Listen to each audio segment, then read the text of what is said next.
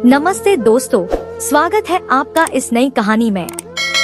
दोस्तों, हमारी आज की कहानी है मोहब्बत का निशाना। दोस्तों, जब मेरी शादी मेरे पति रवि से हुई तो मेरी सासू माँ रात की समय कमरे में आ गई। मैं उन्हें देखकर हैरान रह गई। मैंने कहा कि आपका यहाँ पर इस वक्त क्या काम है, लेकिन मैंने यह बात अपने दिल में ही रखी। वो मेरे सामने आकर बैठ गए और बोली कि मैं तुम्हें यह बताना चाहती हूँ गीता, कि मेरा बेटा बहुत मासूम है। बेचारा, उसे किसी बात का कुछ पता नहीं है। तुम परेशान मत होना, क्योंकि वह अभी शादी नहीं करना चाहता था। मैंने कहा कि क्यों नहीं करना चाहता था माजी? उसकी तो शादी की उम्र हो गई थी, पढ़ाई भी खत्म हो गई थी, उसने और क्या करना था। मेरी सास ने कहा कि बस कुछ लोग ऐसे होते हैं जो शादी नहीं करना चाहते, अपनी जिंदगी में कुछ करना चाहते हैं। लेकिन मैं घर में अकेली रहती थी, मेरा दिल नहीं लगता था, इसलिए मैंने उसकी शादी तुमसे जबरदस्ती करवाई है। अगर वह तुमसे कोई ऐसी वैसी बात करे तो उसे जवाब मत देना। शादी के शुरू के दिन है, एक दूसरे के साथ अच्छे से रहना। मेरी सास ने एक बात तो बड़ी अजीब कही थी कि शादी तो जबरदस्ती करवाई है, लेकिन यह बात भी अपनी जगह अच्छी थी कि उन्होंने मुझे सब कुछ बता दिया।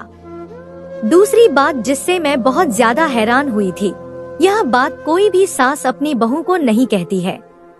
उन्होंने यह कहा कि शादी के शुरू के दिन है, तुम लोग आपस में प्रेम से रहना। वरना सास की तो यह कोशिश होती है कि पहले दिन ही दोनों का झगड़ा हो जाए, ताकि एक दूसरे के दिल में आ बैठ जाए। लेकिन मुझे ऐसा लगता था कि मुझे अच्छी सास मिल गई और इस घर में कोई भी नहीं था, पर मेरा पति तो था ना। दोस्तों, वो कहते हैं ना कि अगर पति अच्छा मिल जाए तो सास अच्छी नहीं मिलती है, लेकिन यहाँ मुझे सास अच्छी मिल गई पर पति अच्छा नहीं मिला था। उसने पहली ही रात मुझे हाथ तक नहीं लगाया और कहा कि मुझे इस रिश्ते को शुरू करने में कुछ समय लगेगा, तुम्हें मेरा साथ देना होगा। यह बात तो लड़कियां करती हैं, लेकिन यहाँ यह बात मेरे पति ने की। अगर मैं यह बात करती तो मेरा पति भी यही कहता कि ठीक है, मैं तुम्हें थोड़ा वक्त देने को तैयार हूँ। इसलिए मैंने भी यही कह दिया। अब मैं यह तो नहीं कह सकती थी कि नहीं, मेरा तो दिल कर रहा है, क्योंकि शादी मैंने बहुत खुशी से की थी। मैं शादी करना चाहती थी। मैं चाहती थी कि मेरा एक पति हो, मेरे साथ रहे, मेरा ख्याल रखे, हम पति पत्नी की तरह रहें, हनीमून पर जाएं। मुझे वो सारे लाभ उठाने थे जो पति पत्नी की जिंदगी में होते हैं और एक दूसरे के साथ वह जिस तरह से रहते हैं।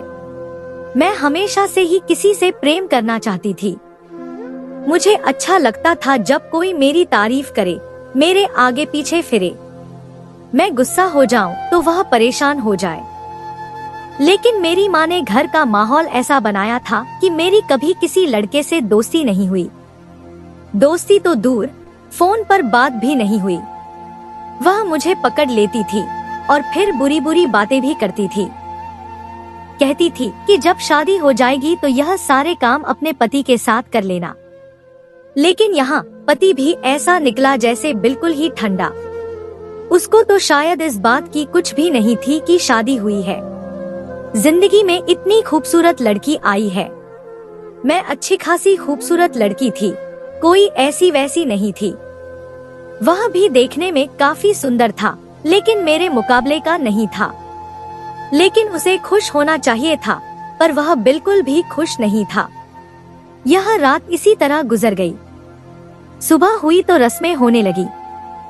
मुंह दिखाई का दिन था।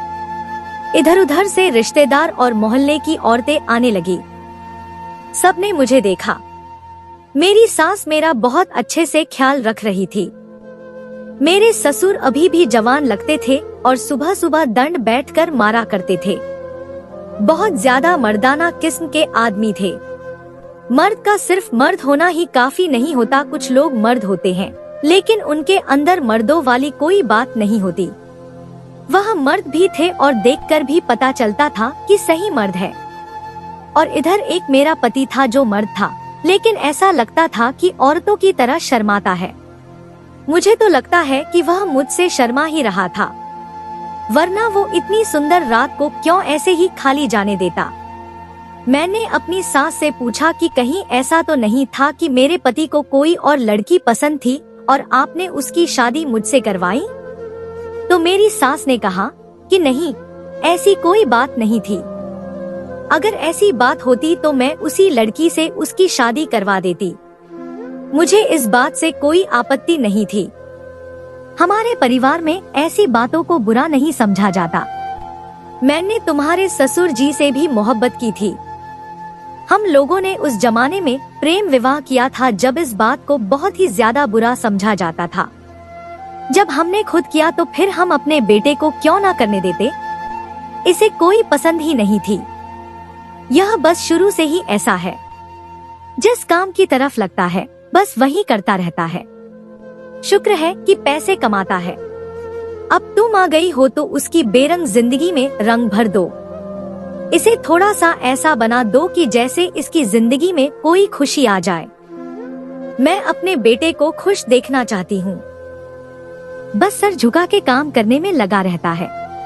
मैं उनकी बात का मतलब समझ रही थी, पर कोशिश कर रही थी कि हमारी तारें सही जुड़ जाएं, ताकि हमारी जिंदगी में उजाला हो जाए।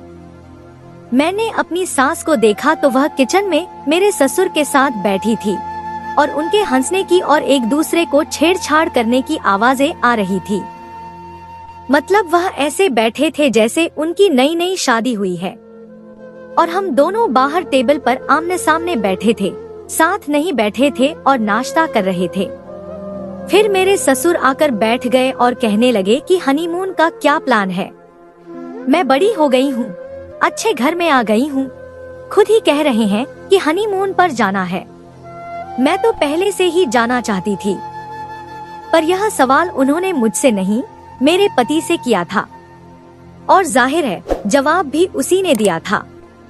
मैं तो एक दिन की दुल्हन थी। मेरे पति ने कहा कि उससे तो बहुत खर्चा हो जाएगा। तो मेरे ससुर कहने लगे कि खर्चे की क्या बात है, शादी में तो सबके ही खर्चे होते हैं। जहाँ इतना पैसा लगाया है थोड़ा और लगा देंगे। तुम्हारा यह सब करने का मौका नहीं मिलता, फिर जिंदगी बड़ी अजीब सी हो जाती है बेटा। देखो, हम लोग उन माँ बाप में से नहीं हैं जो कह दे कि नहीं नहीं, यह बात ठीक नहीं है। तुम लोगों की शादी हुई है। शादी इंसान किस लिए करता है?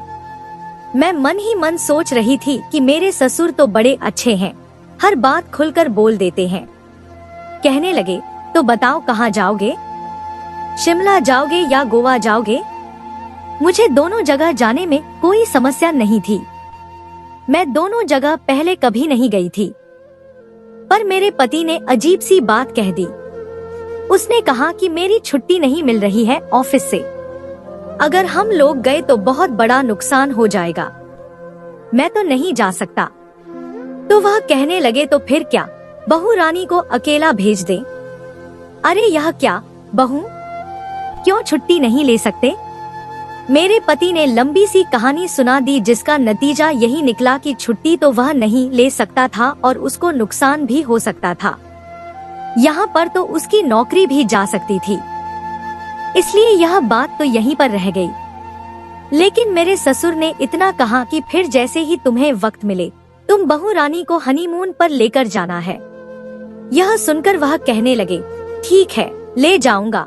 मैंने मन ही मन सोचा, चलो देर से ही सही, लेकिन ले तो जाएगा। अब क्या करूं, कुछ बोल भी नहीं सकती। कौन सा मैंने पहले ही दिन अपने पति को अपने पल्लू से बांध लिया है कि जो मैं कहूँ वही वह करे। इसने तो मेरी तरफ देखा भी नहीं है। शाम को मेरी सासू माँ ने बड़ी अजीब सी बात कही। वह कहने लगी, अच्छा हुआ कि तुम लोग नहीं गए, वरना मैं पीछे अकेली रह जाती। मैंने कहा, आप अकेली क्यों रहेंगी? आपका पति तो है आपके साथ। तो वह कहने लगी, तुम नहीं समझोगी, बस मेरा दिल नहीं कर रहा था, मैं तो अपने लिए लेकर आई हूँ। मैंने कहा, मैं भी आपकी बात नहीं समझी। तो वह कहने लगी, जब कोई अकेला होता है तो मैं यहाँ रहकर तुम्हारे साथ व्यस्त हो जाऊंगी। और फिर रात को ही मेरी सासू माँ बगल में बैठकर कहने लगी, मेरे सिर में तेल लगा दो और पैरों में भी तेल की मालिश कर दो। यानी उन्होंने खुद को भी व्यस्त कर लिया और मुझे भी। उधर उनके पति उन्हें बहाने बहाने से बुलाने की कोशिश कर रहे थे और मेरा पति मुझे बुला नहीं रहा था, लेकिन मैं भी अपने कमरे में जाना चाहती थी। लेकिन वह मुझे कभी कोई काम बता देती तो कभी कुछ और। ऐसा करते करते सुबह के 3 बज गए और फिर उन्होंने कहा, अब तुम जाकर सो जाओ। लेकिन जब मैं कमरे में पहुंची तो मेरा पति सो चुका था और उनके खर्राटों की आवाज मुझसे भी तेज थी। अगले दिन मैंने देखा कि मेरे ससुर जी के हाथों में फूलों के गजरे थे। जाहिर है वह अपनी पत्नी के लिए लए ही लाए थे। रास्ते में मेरे पास रुके और बोले, हम दोनों के लिए चाय बना दो, हम लोग जरा छत पर जा रहे हैं। मैंने उनके लिए चाय बना दी और वे खुद ही चाय लेकर छत पर चले गए। पता नहीं क्यों मेरा दिल किया कि मैं उनके पीछे पीछे जाऊं। तो देखा कि वह अपनी पत्नी को बड़े प्यार से गजरा पहना रहे थे और माफी भी मांग रहे थे। लगता है कोई बात हुई थी। इस उम्र में भी उनका रूठना नाना चल रहा था, बड़ी बात है। मेरी माँ कहती थी कि जब पत्नी रूठ जाती है तो पति उसे मनाता है और इस तरह दोनों का प्रेम बढ़ता है। अगर पत्नी नाराज नहीं होगी तो पति मनाएगा कैसे? और अगर पति मनाएगा नहीं तो प्यार कैसे बढ़ेगा? उधर मेरा पति था कि मुझे रूठने का भी कोई बहाना नहीं दे रहा था। मुझसे इस तरह से दूर रहा जैसे मैं उसकी पत्नी नहीं हूँ, बस कोई औरत हूँ जो कुछ दिनों के लिए उसके कमरे में रहने के लिए आई है। और अगर उसने मुझे हाथ भी लगाया तो उसे पाप चढ़ जाएगा। मैंने खुद को बड़े अच्छे तरीके से तैयार किया, लेकिन मेरी सास कभी भी ठीक से तैयार नहीं होती थी।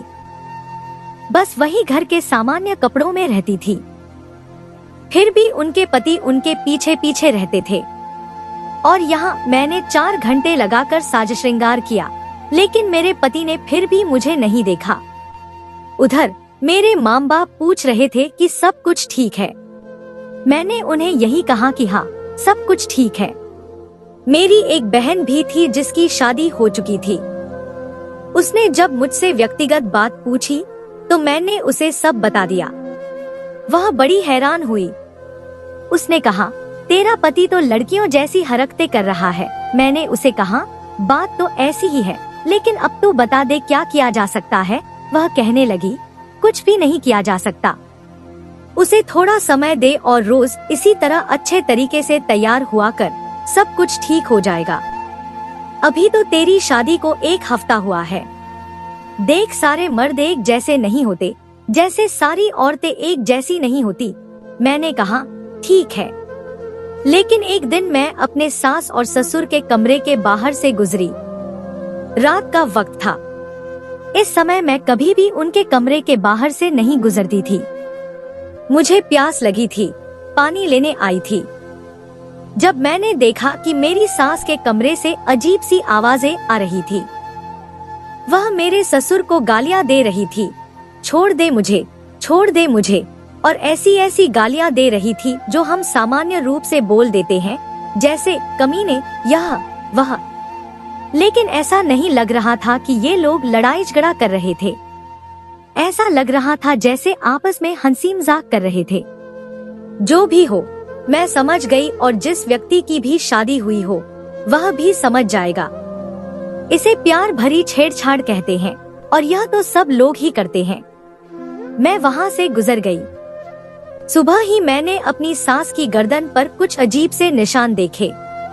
वह मुझसे उसी दवाई के बारे में पूछ रही थी जो इस तरह के निशान पर लगाई जाती है, लेकिन ये निशान तो किस्मत वालों को ही नसीब में आते हैं। मैंने उनसे कहा, जी वह सामने ही पड़ी है। उन्होंने तुरंत उस दवाई को लगा लिया। वह बड़ी परेशान लग रही थी इन निशानों से। अब मैं उनसे कैसे पूछती? मेरी भी तो शादी हुई थी।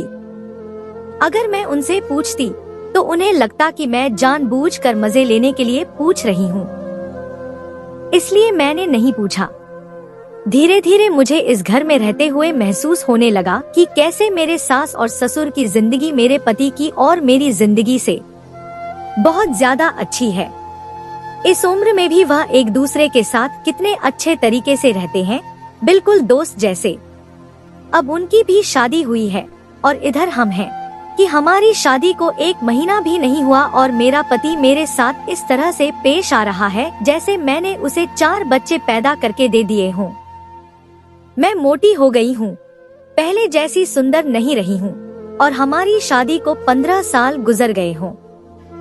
लेकिन जिनकी शादी के 15 साल गुजर जाते हैं उनकी जिंदगी भी ऐसी नहीं होती जैसी हमारी थी।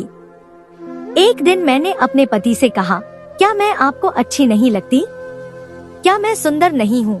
वह थोड़ा घबरा गया। शायद उसे उम्मीद नहीं थी कि मैं इस तरह का सवाल अचानक से कर दूंगी।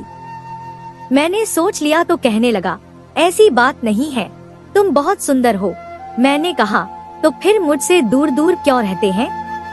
मैं तो आपकी पत्नी हूँ ना। तो वह कहने लगा, मैंने तुम्हें अपना मसला बताया था ना। जब मुझे ऐसा लगेगा कि सब कुछ ठीक है तो तुम्हें कुछ भी कहने की जरूरत नहीं पड़ेगी, मैं खुद ही तुम्हारे पास आ जाऊंगा। मैंने कहा, पता नहीं वह दिन कब आएगा, मुझसे तो इंतजार नहीं होता। आप मेरे पति हैं, मैं आपके साथ अच्छे तरीके से रहना चाहती हूँ। आपने हनीमून पर जाने से भी मना कर दिया। उसने कहा कि मुझ पर अभी बहुत बोझ है, शादी और कर्जे भी हुए हैं, अभी मुझे बहुत सारा कर्जा उतारना है। यह सुनकर मैं वाकई बहुत परेशान हुई। फिर मुझे किसी दोस्त ने मशवरा दिया कि तू कुछ दिनों के लिए अपने मायके चली जा, जब तुझसे दूर रहेगा तो खुद ही तेरी याद आ जाएगी। मैं मायके चली गई। 3-4 दिन गुजर गए लेकिन उसे मेरी याद नहीं आई। फिर मैंने उससे कहा कि मुझे लेने आ जाओ, तो वह मुझे लेने आ गया। मैंने पूछा कि क्या तुमने मुझे याद किया? तो वह कहने लगा कि काम इतना था कि मुझे अपनी फिक्र नहीं थी, तो तुम्हें याद करने का वक्त नहीं मिला। माफ करना, मैंने तुम्हें फोन भी नहीं किया। जब मैं वापस आई तो अपनी सास को देखकर हैरान रह गई। मेरी सास बिस्तर से लगी पड़ी थी, उनकी हालत बहुत बुरी थी। मैंने पूछा, क्या हो गया आपको? तो वह कहने लगी, तुझे कहा था ना कि मुझे छोड़कर मत जाना, देख मेरी तबीयत कितनी खराब हो गई। मैं हैरान रह गई कि मेरे जाने से उनकी तबीयत को क्या हो गया। घर में तो इतने काम नहीं होते थे और साफ सफाई और बर्तन कपड़े के लिए तो काम वाली भी आती थी। मैंने कहा, आपने ज्यादा काम किया क्या?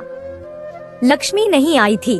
तो कहने लगी, बात लक्ष्मी की नहीं है, बात तेरी है।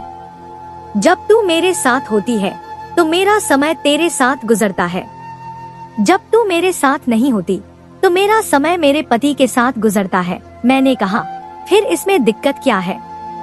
यह तो अच्छी बात है कि आपका समय आपके पति के साथ गुजरे। वह कहने लगी, तुझे कुछ नहीं पता, बस तू मुझे छोड़कर ना जाया कर।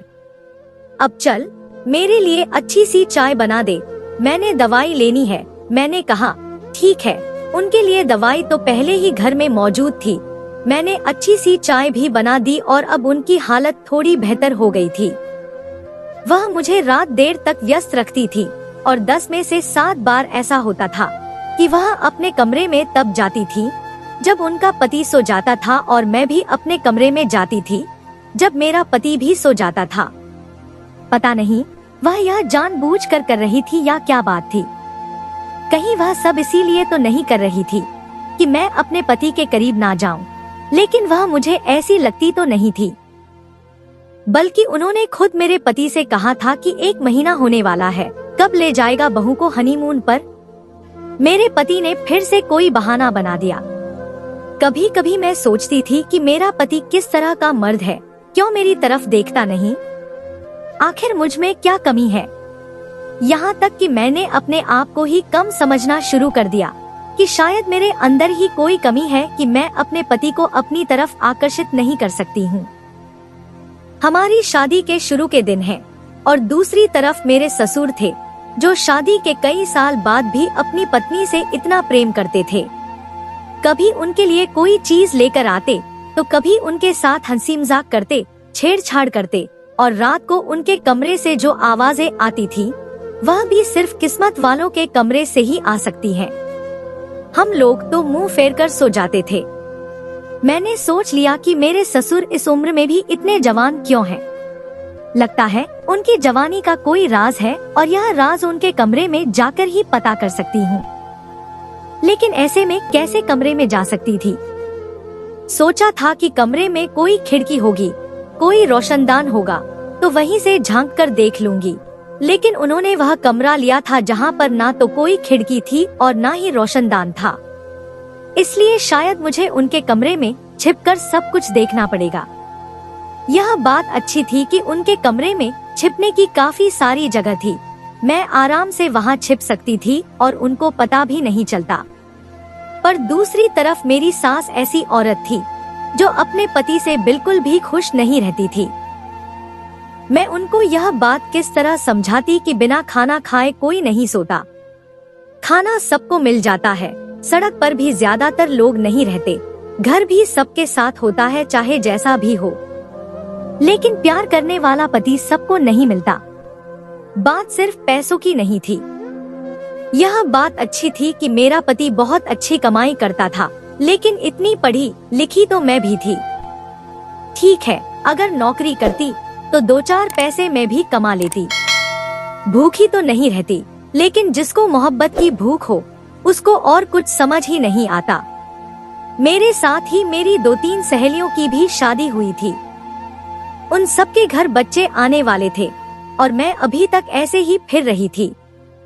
अरे आजकल कौन से जमाने रह गए हैं कि शादी हो जाए तो साल 2 साल तक लोग बच्चा नहीं करते। लोग तो पहले साल में ही बच्चा कर लेते हैं। शादी की पहली सालगिरह पर बच्चा या तो 2.5 महीने का होता है या फिर 1.5 महीने का। मेरे अपने भाई की जब शादी की पहली सालगिरह थी तो उनकी बेटी 2.5 महीने की थी और यहाँ पर मेरी शादी को महीना पर महीना गुजरता जा रहा था। लेकिन बच्चा तो तब होता जब हम पति पत्नी वाला ताल्लुक रखते और अभी तक हमारा पति पत्नी वाला कोई मामला नहीं था। मेरी सास से जब मैंने बात की तो मैंने कहा कि आपने कहा था कि आपने अपने बेटे की शादी जबरदस्ती करवाई है। वह बात तो अपनी जगह ठीक है, लेकिन अब देखिए कितने महीने हो गए हैं, आप अपने बेटे से बात क्यों नहीं करती? वह कहने लगी, देख, यह अपने बाप पर अगर चला गया ना तो फिर तू मुझे कहेगी कि तूने बात क्यों की। मैंने कहा, क्या मतलब मंजी? मुझे आपकी बात समझ नहीं आई। वह कहने लगी, यह जो खानदान है ना, इनके मर्द औरतों के पीछे पागल हो जाते हैं, ना काम के रहते हैं ना काज के, कमरे से बाहर ही नहीं निकलते। जब मेरी शादी हुई थी ना तो तुम्हारे पापा जी कमरे से बाहर ही नहीं निकलते थे। इनके सारे भाई, इनके पापा हम लोगों को ऐसी ऐसी बातें करते थे। मैं जब कहती थी कि मुझे शर्म आती है तो कहते थे कि क्यों शर्म आती है, हमने तो शादी की है। बस फिर किसी तरह इन्होंने थोड़ा बहुत काम किया। लेकिन अभी इनके ऊपर लोगों का इतना कर्जा है जो रवि को ही उतारना है। तभी तो वह पागलों की तरह बेचारा काम करता रहता है और उसकी शादी ना करने की वजह भी यही थी। वह कहता था कि अभी मुझे बहुत मेहनत करनी है, शादी करूंगा तो खर्चे और ज्यादा बढ़ जाएंगे, इसलिए वो शादी नहीं करता था। ऐसी कोई बात नहीं थी कि उसकी जिंदगी में कोई लड़की थी या कोई और मसला था। मैंने कहा, यह क्या बात हुई मंजी, यह सब कुछ तो जिंदगी के साथ साथ चलता है ना। अब आपके ऊपर काम कर रहा था वो हो जाए तो इसका मतलब यह तो नहीं कि आप शादी ना करें, यहाँ तक कि जब काम खत्म हो गया, सास ने कहा, यही समझाकर मैंने उसकी शादी तो करवा दी, लेकिन अब बाकी का काम तो तेरा है ना बेटा। अब मैं उसे बार बार यह तो नहीं कह सकती कि अपनी पत्नी को समय दिया कर। पति का पत्नी को समय देना क्या होता है यह तो तुझे पता है ना। अब मैं उसे बार बार कहूंगी तो मुझे भी शर्म आएगी और उसे भी बुरा लगेगा, इसलिए अब तुझे यह सब कुछ खुद ही संभालना है। लेकिन मैं तुझे बता रही हूँ, जब तक वह तुझसे दूर है तू शुक्र मना। मुझे उनकी बातें समझ नहीं आती थी। यह वही बात थी कि जिसका पेट भरा होता है उसे रोटी अच्छी नहीं लगती, लेकिन जिसका पेट खाली होता है वह सूखी रोटी खाने के लिए भी तैयार बैठा होता है। इन्होंने तो मुझे बताना नहीं था कि इनके दोनों के बीच क्या चल रहा है, लेकिन मुझे जानना था, और वैसे भी खाली दिमाग शैतान का घर होता है। अब मेरे पास और कुछ करने को भी तो नहीं था, इसलिए सोचा कि यही कर लेती हूँ। एक दिन मैंने अपने सारे काम खत्म करके अपनी सास को यह कहकर गई कि मेरे सिर में बहुत दर्द हो रहा है, मैं कमरे में सोने के लिए जा रही हूँ। उन्होंने कहा, ठीक है, तू सोने के लिए जा रही है और आज मेरी नींद उड़ जाएगी। मुझे उनकी बातें समझ नहीं आती थी। मेरे साथ पता नहीं उनकी कौन सी बात जुड़ी हुई थी कि वह मुझे कहती थी कि तूने ज्यादा से ज्यादा समय मेरे साथ ही बिताना है। खैर, मैं अपने कमरे में आ गई और मेरे पति ने आज घर नहीं आना था। उसने पहले ही कह दिया था कि आज मुझे बहुत काम है, लेकिन मैंने यह बात अपनी सास को नहीं बताई थी। मैं उन्हीं लोगों के कमरे में छुप गई थी। मेरे ससुर पहले ही कमरे में आकर बिस्तर पर बैठ गए और फोन पर कुछ देखने लगे। तकरीबन आधे घंटे के बाद मेरी सास भी सारे काम खत्म करके आ गई और फिर उसके बाद जो इस कमरे में होना शुरू हुआ वह ऐसा अजीब था कि मुझे बताते हुए भी अजीब लग रहा है। जैसे ही मेरी सास कमरे में आई, मेरे ससुर ने सास को गजरे दिए, कहने लगे, चल इनको पहन के तैयार हो जा। यह बात सुनकर वह भी हैरान हुई और मैं भी, क्योंकि यह बात उन्होंने जिस तरह से कही थी वह अंदाज बहुत ही ज्यादा गलत था। वह कहने लगी, तुम जो कर रहे हो वह मैं अब और नहीं करूँगी। तुमने मुझे कहीं का नहीं छोड़ा, मैं तुम्हारी कोई बात नहीं मानूंगी। वह कहने लगे, बात तो तुझे माननी पड़ेगी, नहीं तो तुझे क्या लगता है कि तुझे इस उम्र में कौन संभालेगा? तेरा बेटा रवि जो अपनी पत्नी को भी नहीं संभाल पा रहा है, थोड़ा सा काम क्या पड़ गया उसे, तो उसने तो अपनी पत्नी को भी वक्त नहीं दिया। मेरी सास ने कहा, आपको कैसे पता कि उन दोनों के बीच क्या चल रहा है?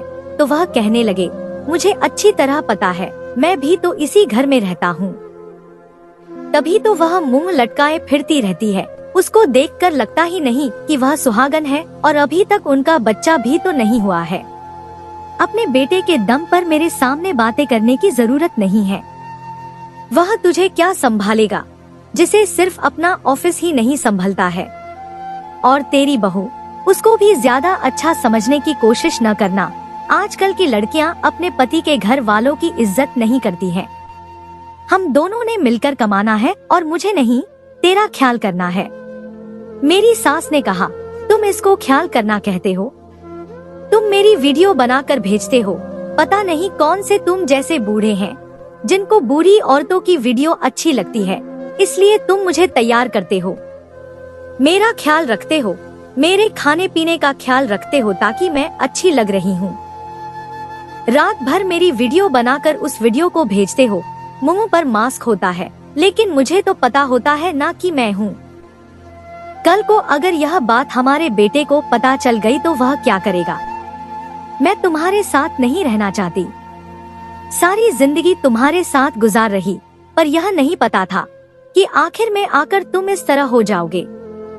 पहले तो सिर्फ हाथ उठाते थे, अब तो मेरी इज्जत का भी सौदा करने लगे हो। यह बात सुनकर तो मैं हैरान रह गई। मुझे तो लगा था कि यह दोनों आपस में बड़े अच्छे तरीके से रहते हैं, तभी तो ससुर जी रोज उनके लिए गजरे लाते, उनके खाने पीने का ख्याल रखते हैं। लेकिन मुझे क्या पता था कि यहाँ पर यह सब कुछ हो रहा है और वह मेरी सास का ख्याल सिर्फ इसलिए रख रहे थे ताकि उनसे कमाई करवा सकें। हाँ, आजकल ऐसी बहुत सी वेबसाइट्स हैं जहाँ पर बहुत ज्यादा कम उम्र लड़कियों की वीडियो भी होती है, बहुत ज्यादा उम्र की औरतों की वीडियो भी होती है। आजकल सब चलता है। ऐसे ऐसे लोग हैं जिनको अपनी अपनी पसंद की चीजें मिल जाती हैं और वह ऐसी चीजें देखते हैं और वीडियो लेने के लिए पैसे भी देते हैं। आज मेरी सास का मूड शायद पहले से ही खराब था। उन्होंने कह दिया, मैं तुम्हारी बात नहीं मानूंगी, चाहे जो भी कर लो। अपने बेटे को सब कुछ बता दूंगी। शायद वह पहले भी इस तरह की धमकियां देती रहती थी, इसलिए ससुर उन पर हाथ उठाता था। और मैं जब निशानों को मोहब्बत के निशान समझ रही होती थी, वह मोहब्बत के नहीं, नफरत के निशान होते थे। मेरी सास ने गुस्सा करना शुरू कर दिया और कहने लगी, आज तुम्हारी बात नहीं मानूंगी, चाहे जो भी कर लो। मेरा ससुर आगे बढ़ा और शायद मेरी सास पर हाथ उठाने लगा कि मुझे भी गुस्सा आ गया और मैं सामने आ गई। मैंने कहा, बस करे पापा जी, क्या कर रहे हैं आप? आपको शर्म आनी चाहिए। वह मुझे वहाँ पर अचानक देखकर हैरान रह गया और मेरी सास भी हैरान रह गई। तभी मेरी सास देर से कमरे में जाती थी, बार बार मुझे अपने पास बैठा लेती थी ताकि मशरूफ नजर आए। मैंने कहा, मैं तो आप दोनों को बड़ा अच्छा समझती थी कि आप दोनों में बहुत प्रेम है, लेकिन आप तो प्रेम के काबिल ही नहीं है। अगर आपने मेरी सासू माँ पर हाथ उठाया तो मैं पुलिस को बुला लूंगी। मैंने अपनी सास का हाथ पकड़ा और उन्हें अपने कमरे में लेकर चली गई। मेरे ससुर मेरे कमरे के बाहर आकर खड़े हो गए और धमकियां देने लगे कि तुझे तो मैं अपने बेटे से अलग कर दूंगा, तुम दोनों की तलाक करा दूंगा। मेरी सास रोती रही और रोते रोते उन्होंने मुझे बाकी की कहानी भी सुनाई। ऐसी ऐसी बातें मुझ बताई कि मेरी आंखों में भी आंसू आ गए और कहने लगी कि इसकी जिंदगी में और भी जवान लड़कियां हैं, तभी तो यह खुद जवान रहता है, मुझे इस्तेमाल कर रहा है। मुझे तो बड़ा अफसोस हो रहा था कि कैसे कैसे लोग हैं दुनिया में। सुबह मेरा पति घर आ गया तो मैंने सबसे पहले उसे यह बात बताई। वह भी सुनकर आग का गोला हो गया। उसने मेरी सास से भी कहा कि आपको यह बात मुझे बतानी चाहिए थी। वह कहने लगी, मैं डरती थी, इस उम्र में अगर तेरे बाप ने मुझे छोड़ दिया तो मेरे माथे पर तलाक का दाग लग जाएगा, फिर लोग बातें करेंगे। वह कहने लगा कि ऐसे आदमी से तो मैं खुद तुम्हारी तलाक करवा दूंगा। आपने सारी जिंदगी उसके साथ पता नहीं कैसे गुजार ली। मेरी सास ने कहा, बेटा तेरे लिए ही गुजार रही हूँ। तो मेरे पति की आंखों में आंसू आ गए। उसने कहा कि अब आप ऐसा नहीं करेंगी। उसने अपने ही बाप के खिलाफ केस कर दिया कि वह उसकी माँ को छोड़ दे। अब वह बार बार माफी मांगता था। उसे घर से भी निकाल दिया। अभी केस चल रहा है। मेरी सास कभी कहती है कि बस माफ कर देते हैं, शायद उसका मन बदल गया है, लेकिन मेरे पति का कहना है कि मुझे नहीं लगता ऐसा हुआ होगा। मेरे पति के साथ मामला भी ठीक हो गया है। उसके ऊपर बहुत कर्जा था। जब उसने मुझे बताया कि नहीं पता लोगों को कितने पैसे देने हैं, तो मैं भी हैरान हो गई। मैंने भी उसे तंग करना छोड़ दिया, लेकिन जब मैं उससे दूर जाने लगी तो वह खुद ही मेरे पास आ गया। अब हमारी जिंदगी ठीक हो गई है, लेकिन अब यह समझ नहीं आता कि अपनी सासू माँ को दोबारा से ससुर जी के साथ रहने के लिए छोड़ दिया जाए या नहीं।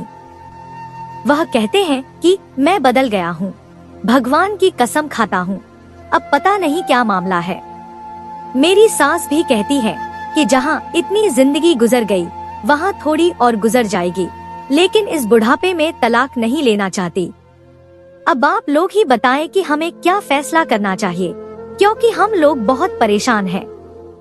हम नहीं चाहते कि हमारी माँ फिर से उस आदमी के हाथों इस्तेमाल हो, पर वह कहती है कि अगर वहाँ से बच गई तो समझो मुझे बातें करके मार डालेगा। आप लोग ही बताएं कि क्या किया जाए। कितनी अजीब बात है, जब इंसान बुरा बन जाता है तो वह उम्र भी नहीं देखता। जिस वेबसाइट पर मेरे ससुर जी मेरी सासू माँ की वीडियो भेजा करते थे, उसके मालिक को भी पकड़ लिया गया है। जो इस तरह की वेबसाइट चला रहा था, उसे भी पुलिस के हवाले कर दिया गया और उसने सारा कुछ डिलीट कर दिया है। फिर भी मेरी सासू माँ के लिए सब कुछ भूल जाएगी। अगर उसे फिर से उस आदमी के साथ रहने के लिए छोड़ भी दिया जाए तो उन पर बहुत कड़ी नजर रखनी पड़ेगी। तो दोस्तों, यह थी हमारी आज की कहानी। आपको सुनकर कैसी लगी हमें कमेंट करके जरूर बताएं और हमारी वीडियो को ज्यादा से ज्यादा अपने दोस्तों में शेयर करें और हमारे चैनल को भी सब्सक्राइब कर लें ताकि आने वाली वीडियो का नोटिफिकेशन आप तक तुरंत पहुंचे। मैं मिलती हूं आपसे अगली वीडियो में, तब तक के लिए धन्यवाद।